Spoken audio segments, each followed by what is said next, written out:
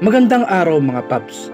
Yung mga bagay na luma ay muling nauuso, kagaya na lang ng mga sasakyan.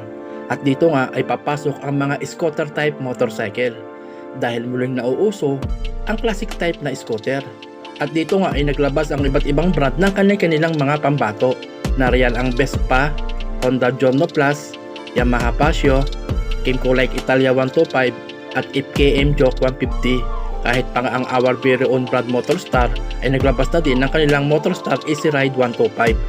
Kaya heto nga at hindi nagpakabog ang Bristol brand motorcycle dahil inilabas nila ang kanilang Basilica 125 kung saan nagkataglay ito ng stylish at good for urban commuting at nagkataglay ito ng 125cc, 4-stroke, 2-valve, single overhead cam air-cooled engine.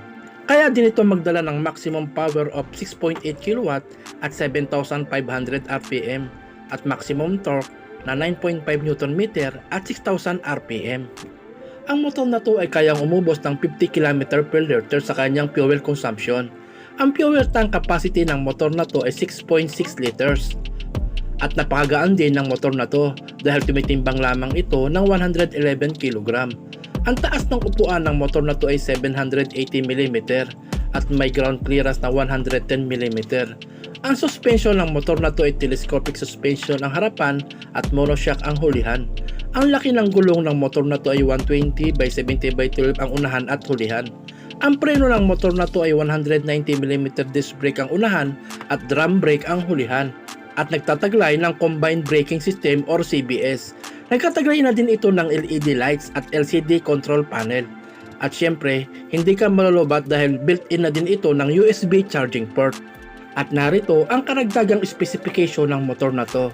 Ang laki ng motor na to ay 1,950mm ang haba at 720mm ang lapad at 1,140mm ang taas.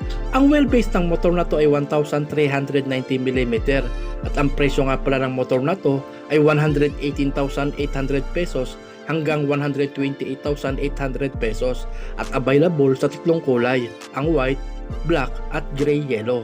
Bali hanggang dito na lang mga paps ang maikling content ko at sana nagustuhan nyo. Pakisubscribe na lang din po, then hit the notification bell para update ka po sa lahat ng video na aking ilalabas. Maraming salamat mga paps.